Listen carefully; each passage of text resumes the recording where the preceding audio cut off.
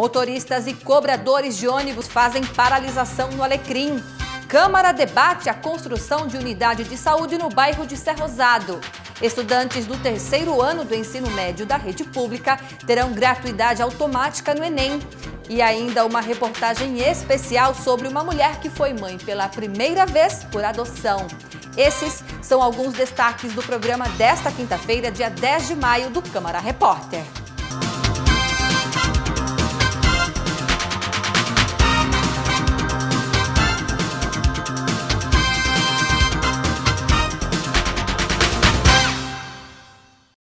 Motoristas e cobradores de ônibus paralisaram as atividades por cerca de 2 horas no final da manhã desta quinta-feira para a realização de uma assembleia.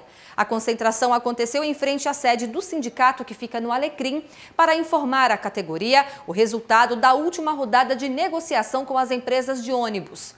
A categoria reivindica aumento salarial de 5% e a manutenção de benefícios já conquistados, como o Vale Refeição. Durante a sessão ordinária desta quinta-feira, os vereadores debateram o projeto que trata da regularização urbanística de imóveis em Natal. Confira como foi. O projeto é da vereadora Nina Souza e altera uma lei de 1997 que trata sobre a regularização urbanística. A vereadora Natália Bonavides acrescentou 8 emendas à matéria. Uma delas trata sobre a isenção das taxas para pessoas de baixa renda e para imóveis situados em áreas pouco favorecidas socialmente. As emendas foram aprovadas pelo colegiado de forma consensual. Não necessariamente as pessoas pobres da cidade estão só nessas zonas de interesse social, né, nessas áreas. Existe também alguns bairros que são mais ricos, mas que dentro deles tem imóveis onde moram pessoas de baixa renda. E aí, se a gente não desse a isenção para essas pessoas, isso ia ajudar num processo de gentrificação, né? Isso ia ajudar no processo de expulsar essas pessoas para a periferia, porque se elas quisessem regularizar o imóvel, elas teriam que pagar taxas como os seus vizinhos de condição socioeconômica mais elevada, né? Então, o que a gente fez? Nós acrescentamos um inciso para que, além das pessoas que moram nas áreas de interesse social serem isentas, as pessoas de baixa renda que moram em outras áreas também serem isentas, né? Mais 3 emendas que não tiveram o consenso dos parlamentares foram encartadas ao projeto, todas do vereador Sandro Pimentel, mas que só serão apreciadas na próxima sessão ordinária. O conteúdo diminui de 3 para 1 ano o prazo para regularização dos imóveis, além de estabelecer a área a partir de 50 metros quadrados para requerer a regulamentação. Nós queremos dar validade a esta lei de 1 ano, para não motivar que pessoas que estão numa situação regular, durante esse prazo que para mim é elástico de 3 anos, ela venha ter tempo suficiente para se sair da regularidade e depois buscar a regularização. Ainda na sessão ordinária desta quinta-feira, os parlamentares derrubaram o veto da Prefeitura ao projeto da vereadora Júlia Arruda. A matéria dispõe sobre a exibição de filme publicitário de advertência contra a pedofilia e a exploração sexual infantil, veiculado antes das sessões nos cinemas de Natal.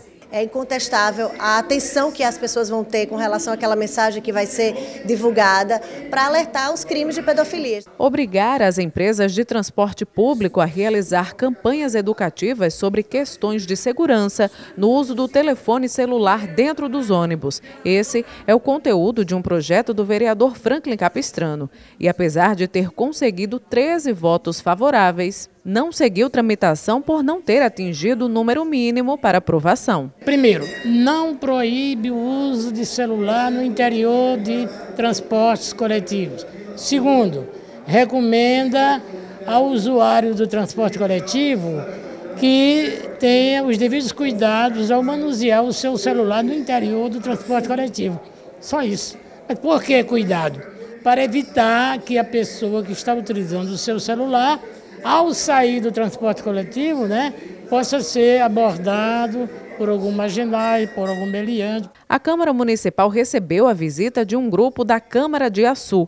Os parlamentares acompanharam de perto como funciona a Frente Parlamentar em Defesa dos Direitos da Criança e do Adolescente, para levar o exemplo ao município. Foi o Frente nas Escolas, um projeto que a Frente Parlamentar desenvolve de suma importância, abordando temas para conversar e debater junto aos jovens das escolas de Natal.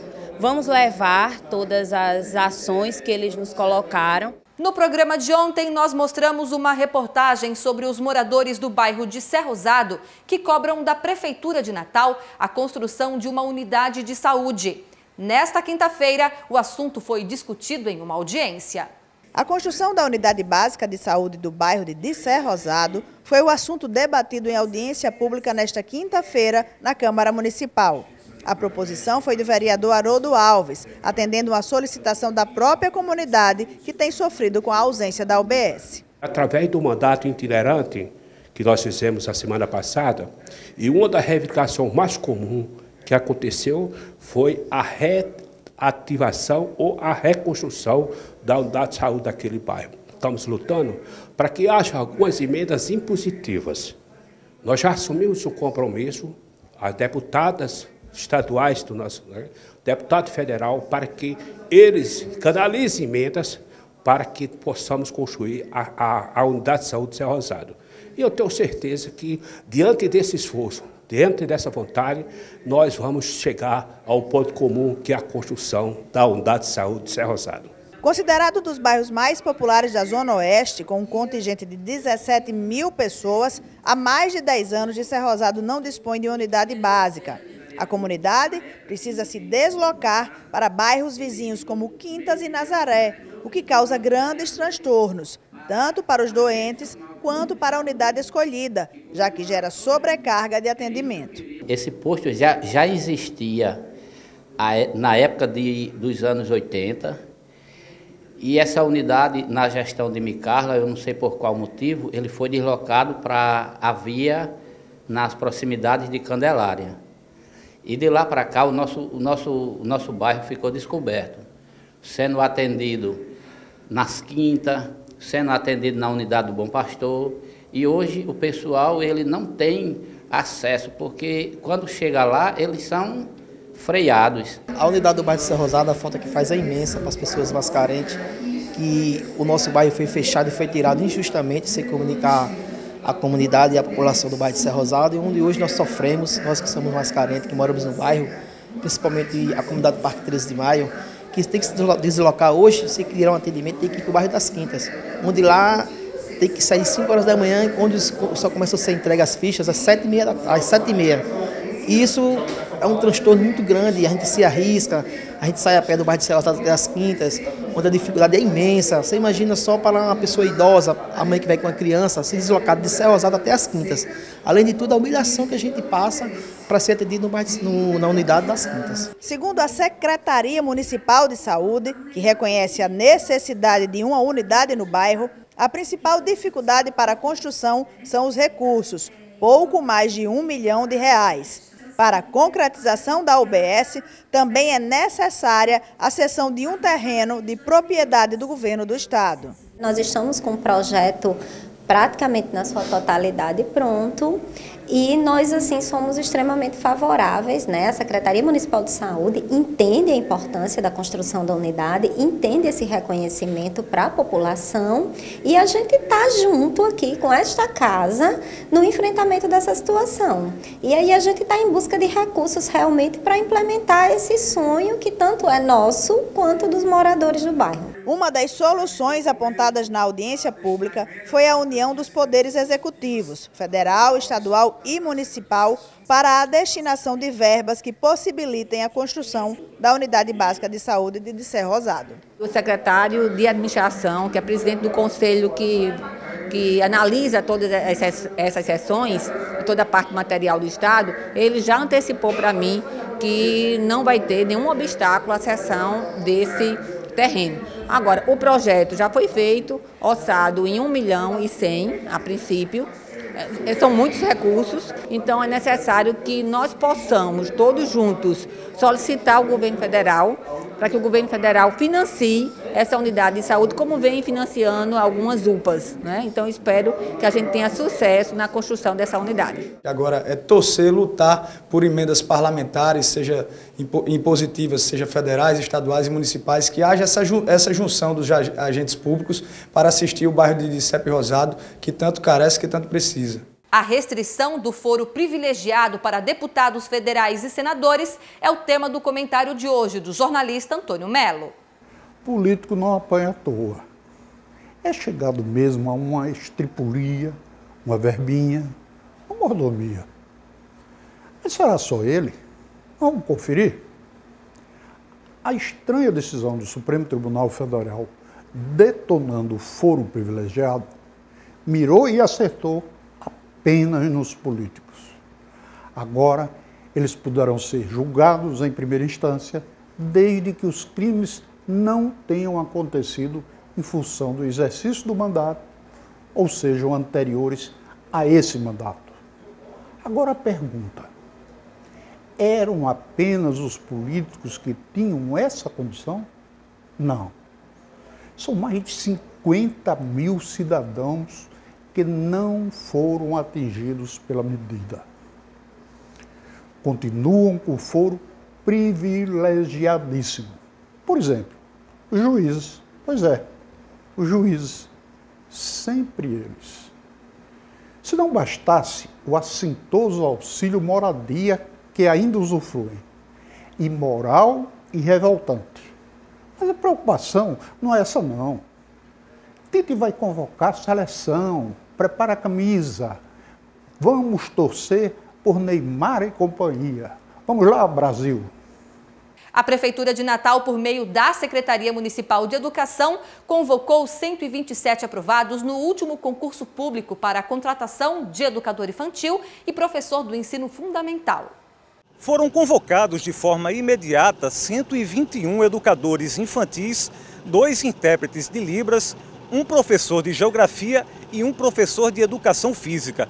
Todos os candidatos convocados deverão, no prazo máximo de 30 dias corridos, comparecer à Secretaria Municipal de Educação, na Comissão Permanente de Concurso, localizada na Rua Fabrício Pedrosa, que funciona aí de segunda a sexta-feira, de 8 da manhã até 1 hora da tarde.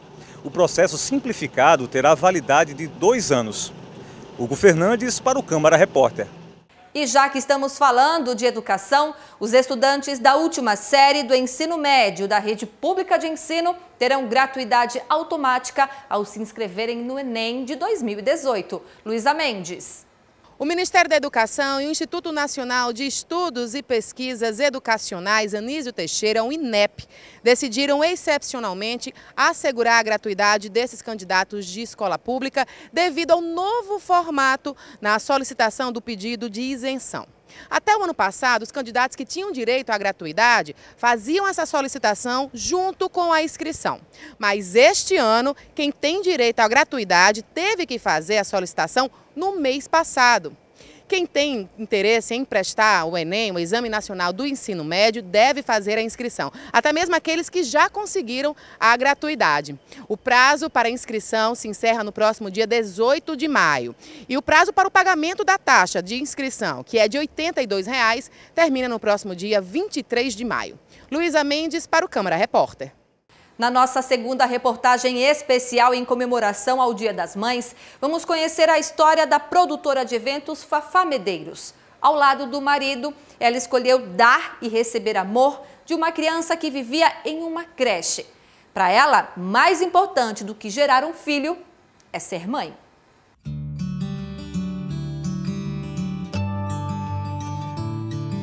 Há uma máxima que diz: nasce uma mãe quando nasce uma criança.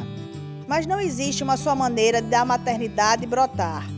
Às vezes ela chega através de uma gestação de 9 meses, outras surge numa simples troca de olhar. Há filhos determinados, como os biológicos, e há filhos escolhidos, como os adotivos, ambos proporcionados pelo destino.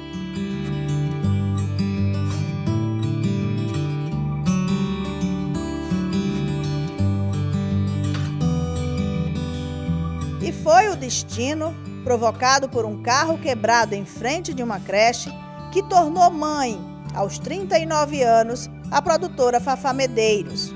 Em meio a 30 crianças cuidadas numa modesta casa da Romualdo Galvão, por Deusarina Silva, tia Deusa, ela enxergou a pequena Hannah de 2 anos, uma menina frágil e doente, que na primeira vez em seu colo proferiu a palavra mamãe. Fiquei no prego, meu carro pifou, um carro novo, e eu entrei num determinado espaço lá para ver se eu arranjava um mecânico, que eu até hoje não sei dirigir. E o tal do motorista também era leigo, só sabia mesmo conduzir. Quando eu cheguei lá, conheci tia Deusa, isso há 30 anos atrás. Era um lugar muito pobre, ali na Romualdo Galvão. E quando eu cheguei lá, dia 14 de julho de 1989, um sábado pela manhã, 10 horas, chovendo muito, eu vi muitas crianças tomando sopinha. Era uma sopinha da Xuxa, a sopinha que trazia um xizinho. E no meio daquelas crianças, tia Deusa, essa fulano, fulano, fulano, fulano, estava uma garota. E quando eu botei o olho nela, eu achei que ela estava meio tristinha. Hannah foi a primeira criança adotada pela produtora e seu marido à época. Depois, o irmão da menina, também proveniente da creche, foi acolhido. Curiosamente, após 2 anos, viriam os filhos biológicos, um casal. A família, totalmente formada, passou por dificuldades, entre elas o preconceito pela adoção e os obstáculos para legalizar o gesto. Fui no juizado, conversei com a doutora Francisquinha e começou a tramitar esses processos, que é uma coisa, era muito doloroso. O juizado de menores era muito sofrível, os processos. No dia que eu soube que o juiz titular tinha saído, que tinha entrado o doutor Dantas, eu fui lá, fiquei no estacionamento, eu disse, é hoje que eu falo com esse juiz. E aquele homem é um homem abençoado, até hoje eu tenho muita gratidão por ele, até hoje eu oro por ele, porque ele resolveu tudo. A família permanecia mais unida, sem qualquer tipo de diferenciação entre os irmãos. A adoção sempre foi encarada de forma natural e a admiração dos filhos pela mãe só cresceu ao longo dos anos. Essa relação que eu tenho com a minha mãe e com a adoção que ela fez da minha irmã Hannah, nesse contexto todo aqui da Casa de Piedade de Tia Deusa, é muito especial, porque eu acredito muito que a adoção é um ato de muito amor, que não são todas as pessoas que têm essa coragem de fazer, mesmo sabendo que existem muitas crianças por aí precisando de alguém que os adote. Então, minha mãe, além de ter adotado Hannah, inicialmente, ela também adotou o Maxwell, que é irmão de Hannah, e posteriormente ele voltou para o lar da mãe dele, original. Então, assim, imagine uma pessoa entrar num lar e adotar 2 crianças, é amor em dose dupla. Então, eu valorizo muito minha mãe e admiro ela. Acho que isso é um testemunho de fé, em primeiro lugar, porque a pessoa tem que ter Deus no coração para fazer uma atitude como essa. Eu nunca senti a diferença parte da minha família. Assim, sempre fui muito bem aceita pelo meu pai, aceita pela minha mãe, até porque assim, a coisa mais grata do mundo é você ser gestada no coração. Então, assim, quando a pessoa ela não tem a possibilidade de gerar um filho e ela decide gestar um filho no coração, como foi uma expressão que ela sempre usou para querer me confortar. Se minha irmã estudou na escola, eu estudei da mesma forma. Se a minha mãe saía na rua, comprava 2 blusinhas para minha irmã, sempre também trazia 2 blusinhas para mim. Eu nunca tive essa diferença. Às vezes existe até um preconceito com relação a essa questão da adoção. Você também passou por isso? Muito. Simone, eu passei coisas constrangedoras do tipo, ai, você tem uma filha galega, são todos seu filho, essa é tão diferente. E infinitas coisas, de família, parente daquele que chega com um livro de herança genética. Olha, querida, eu vim trazer um livro de herança genética para você ler. Para você devolver esses meninos, porque você não sabe de quem é filho, etc. A filiação da primogênita e posteriormente a chegada dos filhos fez Fafá Medeiros enxergar a vocação materna, que só cresceu, alcançando os netos e toda a família e proporcionando uma visão única sobre o que é ser mãe e adotar. A melhor coisa que aconteceu na minha vida é ser mãe. E quando Deus deu essa reca de menino, foi para botar freio, porque eu era muito disparada e ainda sou. Então, os meus filhos me fazem repensar. Os meus filhos me fazem me interiorizar mais. Se eu pudesse, botava tudo debaixo da minha asa e eu não deixava ninguém embora. Ficava tudo perto. Uma casa bem grande, com todo mundo junto. Hoje, mãe de 3 meninas, Hannah entende como ninguém que uma mãe nasce, que quer as crianças cheguem por laços sanguíneos ou do coração, e que não há filhos adotivos nem mães adotivas, apenas filhos e mães. A adoção, ela é o ato de doar amor. Então, ser mãe é um ato que não cabe no peito. É um amor inexplicável. Eu acho que tem amor para tudo, menos nome para todo amor, menos nome para o amor de mãe. Acho que não existe. E a gente vai continuar falando sobre maternidade no próximo bloco, na entrevista com o médico ginecologista Iaperi Araújo. Fica comigo.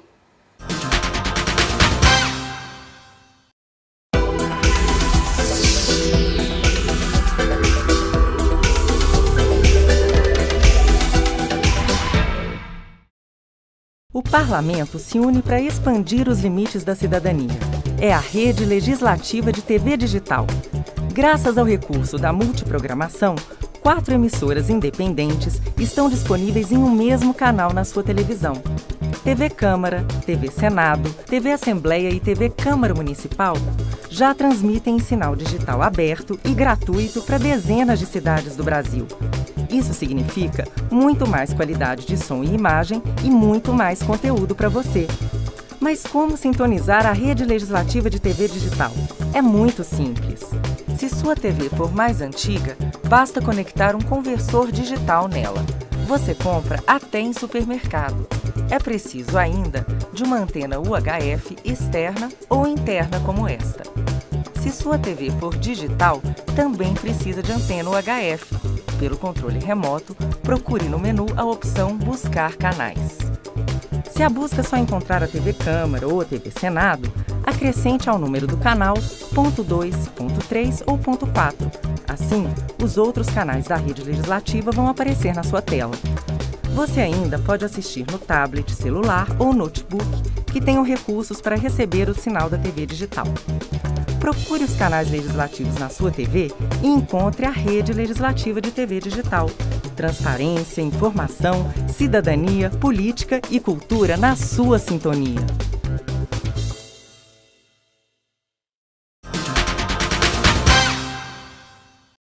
Voltamos do intervalo e olha, meu convidado já está aqui, é o doutor Iaperi Araújo, médico ginecologista. Doutor Iaperi, muito obrigada por estar aqui hoje conversando com a gente sobre um assunto tão importante que é ser mãe. Muito obrigado. Vamos conversar, tirar a dúvida das pessoas e esclarecer o que é mais importante para a mulher. Doutor Iaperi, a primeira pergunta, o que é necessário para ser mãe? Eu poderia ser muito enfático e dizer, ser mulher. Necessita, a mulher já vem preparada, a mulher tem o corpo, a sua fisiologia e sua mente preparada para ser mãe. Eu comentei há poucos dias que uma dessas pessoas que lutam pelo direito da mulher, ela não é mãe natural, né? Ela não conseguiu engravidar e ela adotou um filho. E eu caí na bobagem dizendo numa palestra que a mulher só se realiza biologicamente se ela for mãe.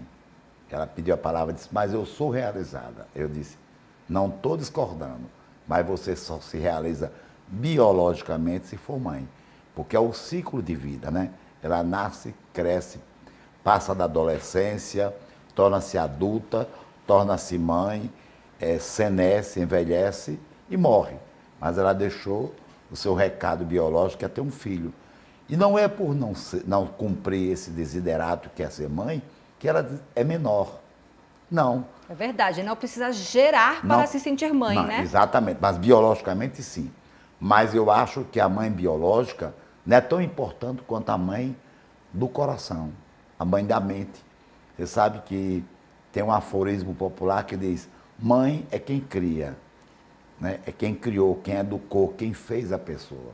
Falando agora na questão da saúde da mulher e na saúde do bebê, qual que é a idade que a gente poderia dizer que é a idade ideal, então, para a mulher ela ser mãe?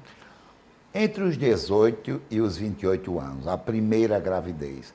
Claro que hoje, um dos sinais da modernidade, da gente estar inserido nesse terceiro milênio, é exatamente a gravidez mais tarde. E as mulheres têm conseguido vitórias na luta pela igualdade dos direitos, de trabalho, de remuneração, de oportunidade, estão adiando, por conta de estar envolvida em ajustar a sua vida ao trabalho, ao profissionalismo, adiando. Então, se constata hoje em dia que a gravidez está indo aos extremos, está sendo bem precoce nas camadas mais populares e bem mais tardia nas camadas mais de classe média, porque ela vai primeiro ter o bem, preparar o ninho para depois ter o filho. A partir de que idade que a gente pode dizer que passa a ser uma gravidez de risco? 28 anos. Infelizmente... Nossa, eu pensei que fosse depois dos 40. Infelizmente, para primeiro filho, infelizmente a obstetrícia é malvada com a mulher. Ela chama a primeira gravidez depois de 28 anos como gravidez idosa.